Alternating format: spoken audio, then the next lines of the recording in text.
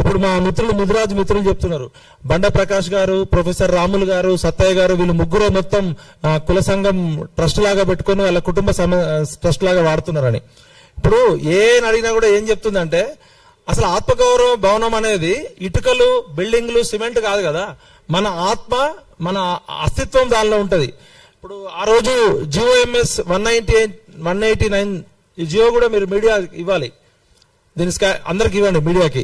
ఈ జీవోలో స్పష్టంగా ఉంది, 36 కులాలకు 67 ఎకరాల 30 కుంటలు ఇప్పుడు 2018లో టీఆర్ఎస్ ప్రభుత్వం ఇచ్చింది.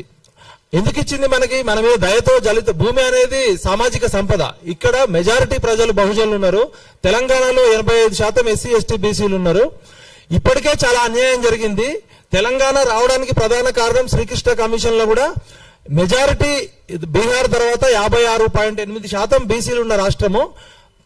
పబ్లిక్ అడ్మినిస్ట్రేషన్ లో డీసెంట్రలైజేషన్ అవుతుంది, పరిపాలన వికేంద్రీకరణ ద్వారా బడుగు బలహీన వర్గాలకి రాజ్యాధికారం వస్తుందని చెప్పి శ్రీకృష్ణ కమిటీ రిపోర్ట్ లో మనకి రాజ్యాధికారం కోసమే ఇచ్చింది తెలంగాణ. అలాంటి తెలంగాణలో మనకి 15 లక్షల కోట్ల బడ్జెట్ ఉంది 5 సంవత్సరాల్లో.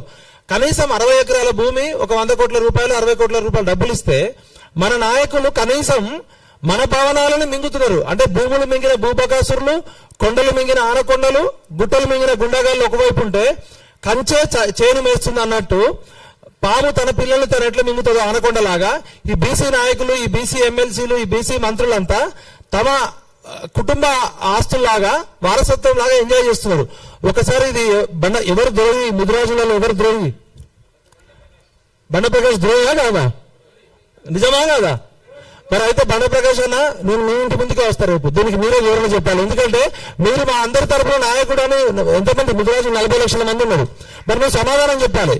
ఇప్పుడు బండ ప్రకాష్ గారు మా ముదిరాజుల ఆత్మగౌరవానికి, అస్తిత్వానికి ప్రతీక అనుకుంటే నువ్వు బండరాయిలాగా మాట్లాడితే కుదరదు ఇది. ఎందుకంటే ఇది నీ ఒక్కడి ఆస్తి కాదు, ఇది తెలంగాణ పేద ప్రజలు 4 కోట్ల మంది పన్నులు కట్టిన భూములతోటి ముదిరాజుల సంక్షేమం కోసం, ముదిరాజుల పేద ప్రజల విద్యార్థుల కోసం, హైదరాబాద్ నగరానికి చదువుకోవడానికి వచ్చిన పేద ముదిరాజులు డిగ్రీ అయిపోయి, 10th అయిపోయి, ఇంటర్ అయిపోయినాక కాంపిటేటివ్ ఎగ్జామ్స్ కి ప్రిపేర్ అవుతారు, ఉద్యోగాలు చేసుకుంటారు. ఇవాళ కమ్మాస్ కి, రెడ్డిస్ కి, వెలమాస్ కి స్వాతంత్రం రాకముందే వాళ్ళకి హాస్టల్స్ ఉన్నాయి. మా ఖమ్మంలో 1948లోనే కమ్మ హాస్టల్ ఉంది, రెడ్డి హాస్టల్ స్వాతంత్రం రాకముంది, వెలమ హాస్టల్ ఉంది, ఉమెన్స్ హాస్టల్స్ కూడా ఉన్నాయి వాళ్ళకి, బ్రాహ్మణ్స్ కి, అగ్రకులాలకి.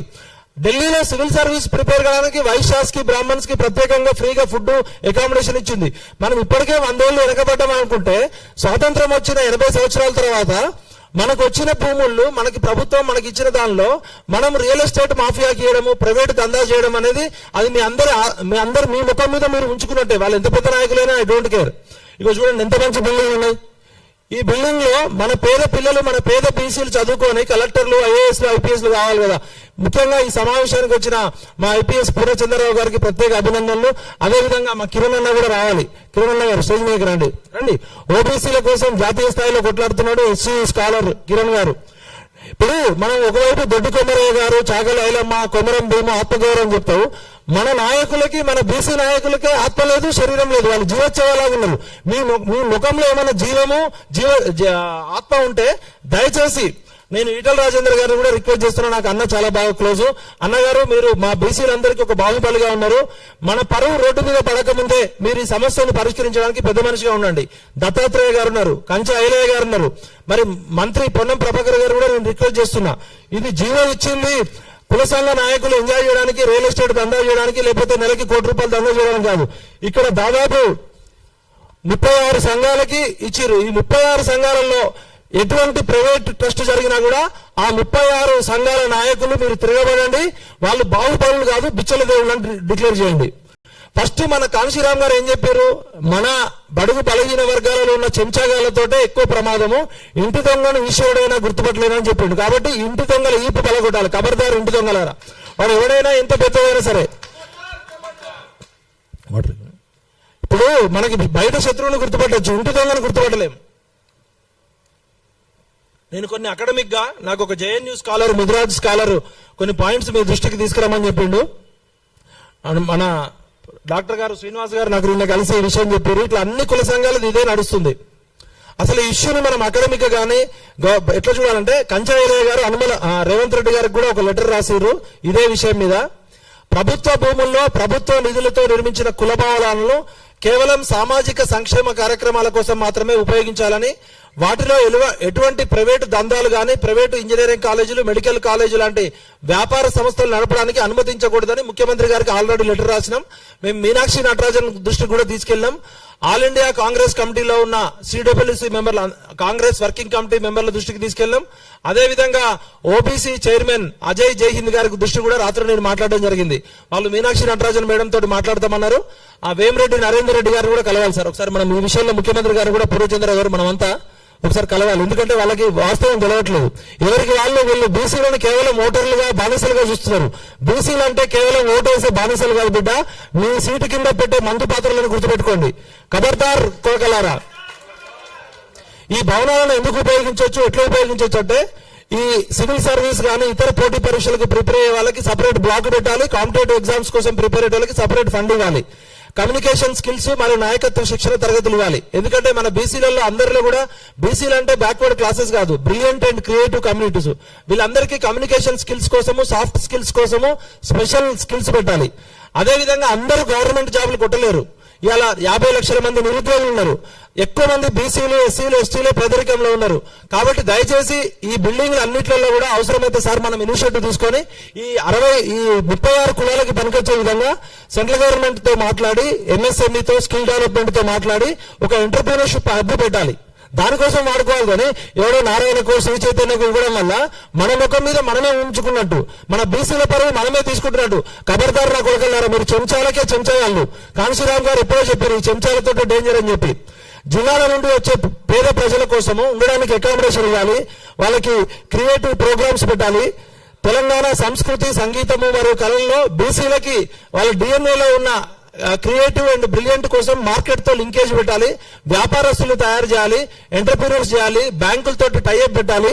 ఆ విధంగా ఉపయోగపడాలి. కానీ మనం ఆత్మగౌరవ పోరాటం చేసి 78 సంవత్సరాల తర్వాత కొట్లాడి సాధించుకున్న ఈ బిల్డింగ్లని వాళ్ళకి ఇవ్వడం అంటే అంతకన్నా ఇంకా సిగ్గు చేయట్లేదు. మన నాయకులు ఎవడన్నా ఆత్మగౌరవం గురించి మాట్లాడితే చెప్పుతో కొట్టాలి ఒక్కొక్కరిని.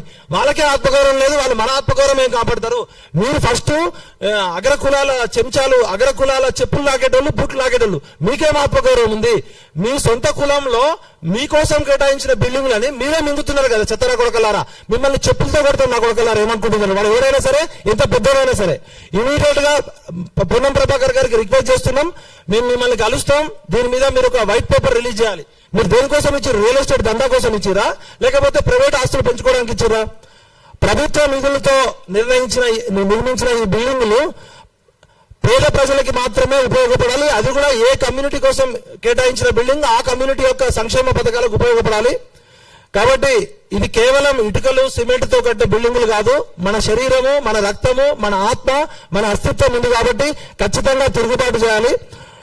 కేవలం భూమి ఇస్తే సరిపోదు. ఆ భవనాల పూర్తి స్థాయి నిర్మాణానికి ప్రభుత్వం వెంటనే నిధులు విడుదల చేయాలి. పెండింగ్ లో ఉన్న భవనాలను యుద్ధ ప్రాతిపదికన పూర్తి చేయాలి.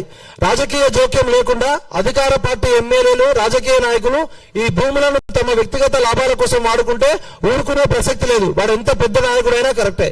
ప్రత్యూష గారు నిరుద్యోగ పోరాట సమితి తరపున వచ్చారు. ప్రత్యూష గారికి సీటు ఇవ్వండి. రండమ్మా, గట్టిగా చప్పట్లు కొట్టండి. అమ్మాయి ఒక గిరిజన బిడ్డ అయినా కూడా మన కోసం, బహుజనుల కోసం వాయిస్ ఇవ్వడానికి వచ్చింది. ఐక్యతతోనే సాధ్యం. కులాల వారీగా విడిపోకుండా బీసీలందరూ ఒక్క తాటిపైకి వచ్చి మన నిజమైన ఆత్మగౌరవాన్ని కాపాడుకోవాలి. ఆత్మగౌరవ భవనాన్ని కబ్జా చేసిన ఈ కబ్జాకోరులని చెప్పులతో కొట్టి తరమాలి. కలిస్తే నిలుస్తాం, నిలిస్తే గెలుస్తాం. విడిపోతే పడిపోతాం, పడిపోతే ఓడిపోతాం, పడిపోతే ఓడిపోతాం. కలుద్దాం, గట్టిగా చెప్పండి, కలుద్దాం, నిలుద్దాం, గెలుద్దాం. ఖబర్దార్ భూ కబ్జాదారులరా. బీసీ ఆత్మగౌరవ పోరాటం, బీసీ ఆత్మగౌరవ పోరాటం. జై బీసీ, జై తెలంగాణ. నాకు ఈ అవకాశం కల్పించిన బీసీ ఆత్మగౌరవ పోరాట సమితి నాయకులందరికీ హృదయపూర్వక అభినందనలు. మీడియా మిత్రులకు కూడా అభినందనలు. ముఖ్యంగా మహిళలు ఇద్దరు, అలేఖ్య గారు హైకోర్టు అడ్వకేట్ వచ్చారు. మహిళలు ఎక్కువ రావాలి సార్. ఇప్పుడే నేను మా మిత్రుని కేబీఆర్ ని ఆంధ్ర పోలీసులు 3rd డిగ్రీ వేశారు. ఒక్కసారి నేను అటుపోయి మళ్ళీ వస్తాను సార్. మీ సందేశం కూడా ఉండాలి. ధన్యవాదాలు. మీరుంటే మాకు అందకుండా.